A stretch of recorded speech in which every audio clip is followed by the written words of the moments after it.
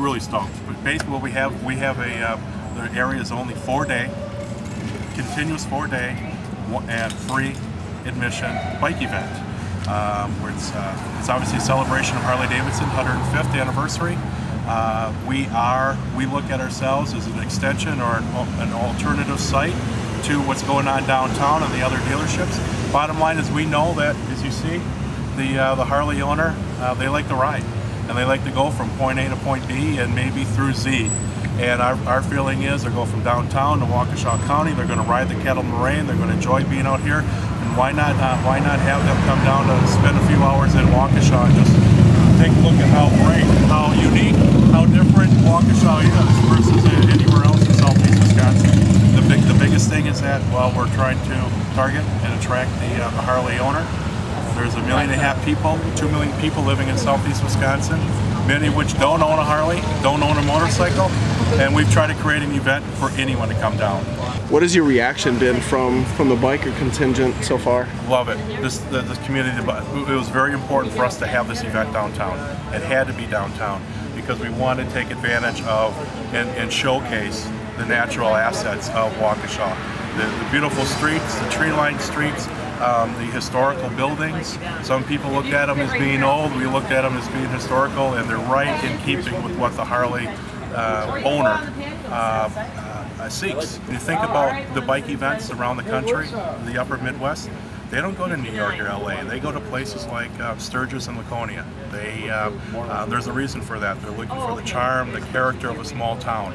We've tried to create a mini Sturgis here. And what we did is we plussed it, with taking advantage of Cutler Park and putting non-stop music with some great headliners.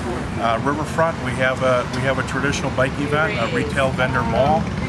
We have a lot of other programs from drill shows and stunt shows, and we have a custom bike show on Saturday. There's something for the biker, but for anyone who just, hey, you know what, I just want to see what's going on. I'm not up north this weekend. Yeah. I'm here, what can I do? The festivals are pretty much all over. This is something unique and different. It's something that happens every 5 years. You have a very impressive lineup of entertainment and venues. Talk about how long you've been working on organizing this. In a lot of ways, not enough. But quite frankly, we probably did in 5 months what we needed 2 years to do. Really? But I think what we did is the group is experienced and successful in event planning. But a lot of us are marketing guys, have done everything from sales meetings to big trade show events. We brought in a lot of people as consultants who know what they're doing in event planning, from security as well as in booking the acts.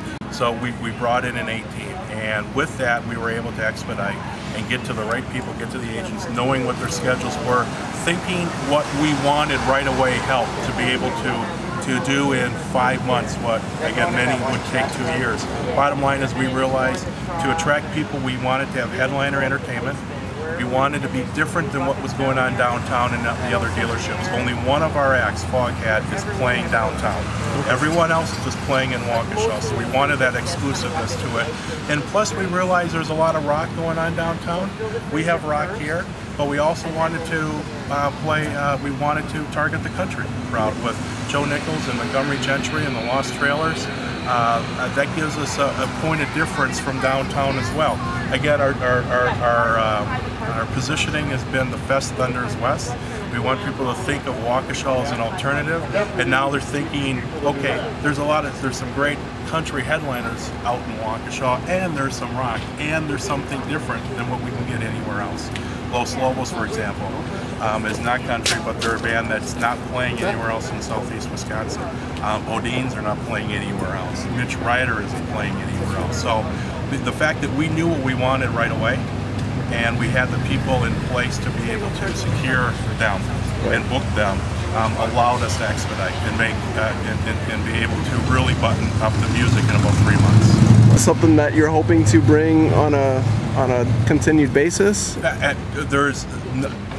Short answer is yes. Yeah. Longer answer is we got to get through this weekend and hope for the best. Make this thing as organized and as fun and minimize the inconveniences for everyone.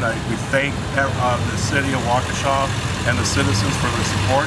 Our pledge was, not would we put on a high-end event. We also said that there would be no taxpayer dollars committed to this, and we've held that up. And after this weekend, we'll be able to further assess, and hopefully we've built a trust and a respect level with everyone here, and that would allow us to take another step. Bottom line is, yes, I think there can be an annual bike event in Waukesha with a big blowout every 5 years.